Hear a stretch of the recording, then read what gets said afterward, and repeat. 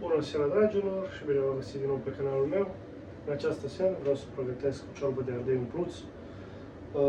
Se seamănă puțin cu ciorba de perișoare, dar o să punem puțin diferit. Să trecem la treabă. Pentru această rețetă avem nevoie de carne tocată, pătrunjel pe care îl vom folosi mai la sfârșit, orezul, sare, puțin piper, puțin plante uscate pentru carne tocată, dar puteți să folosiți dacă aveți și condimente pentru carne tocată, puțin condimente pentru supă, ciorbă, ceapă, cartofi, morcov, ardei, un puțin așa pentru culoare, un ou pe care îl vom folosi la carne tocată și ardei pentru să-i umplem. Doar așa micuți am găsit, dacă găsiți mai mari, sunt mai buni. Pentru carne tocată deja am pus un ou. Acum vom pune orezul pe care l-am spălat înainte.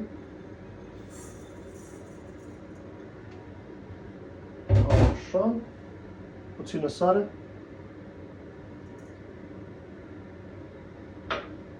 Puțin piper.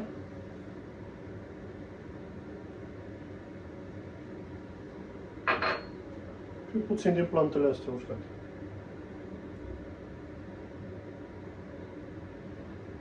Și vom amesteca.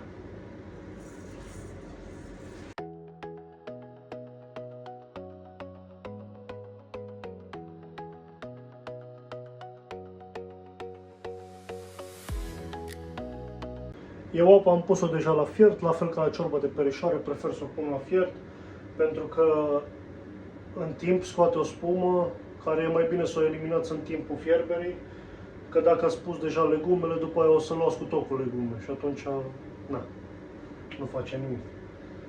Și atunci am pus apă deja la fiert și să umplem ardeii. Ardeii am pregătit deja, sunt cam micuți, dar merge.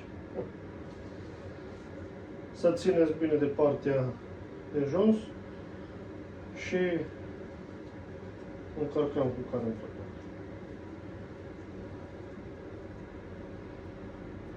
Așa.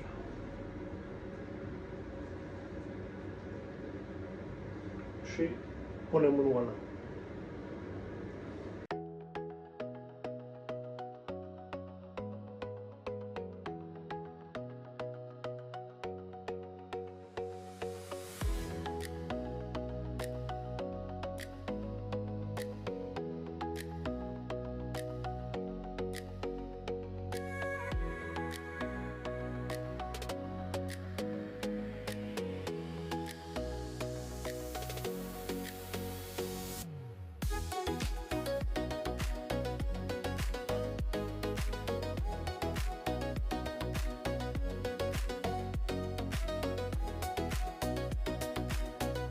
Și acum, dacă în continuare vă mai rămâne carne tocată, pentru că au fost ardei puțin micuți, dar buni, ori faceți câteva perișoare, ori păstrați carnea pentru tura viitoare, la congelator.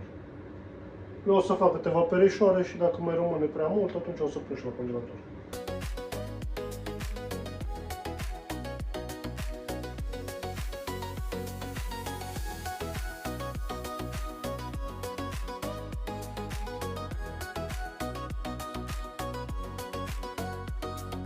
Așa, și pentru că în continuare a rămas multă carne tocată, o vom pune la congelator și tura viitoare, când vom face o ciorbică, se poate folosi tot la ciorbă de perișoare, ciorbă de ardei umpluți, la sarmale, pentru că am pus orezul în ea și nu putem să facem pifteluțe sau alte pregătiri, preparate. Mă mai bâlbui și eu. Da. Acum așteptăm câteva minute din nou, o să luăm spuma care se formează deasupra și după aia vom continua cu legumele. După ce am terminat cu spuma, vom continua să punem legumele. O să iau și apa de pe cartofi întâi.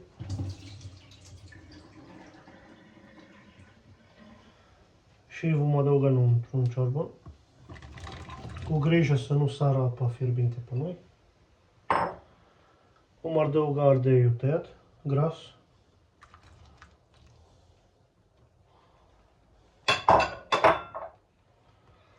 Morcovul.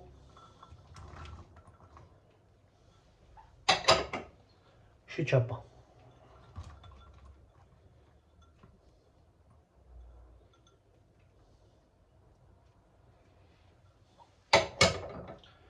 Și acum, dacă ne-a mai rămas puțin loc, mai punem niște apă diferență.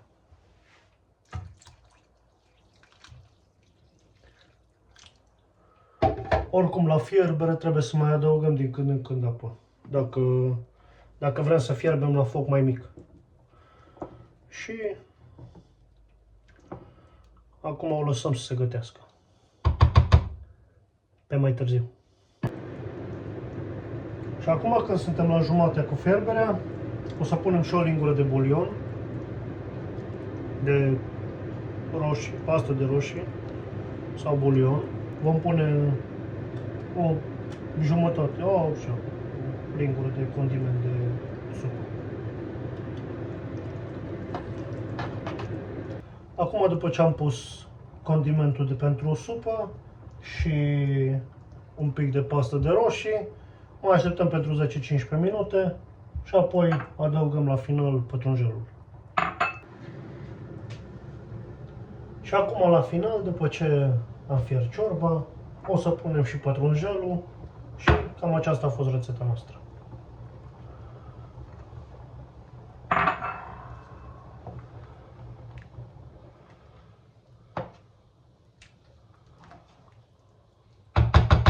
Ciorbă de ardei umpluți, cu câteva perișoare în ea. Cam aceasta a fost și video pe această seară. Vreau să vă mulțumesc din nou pentru vizualizări și pentru comentarii și pentru aprecieri. Vă aștept și la acest video cu aprecieri și comentarii și să ne vedem cu bine pe data viitoare. O seară bună! La revedere!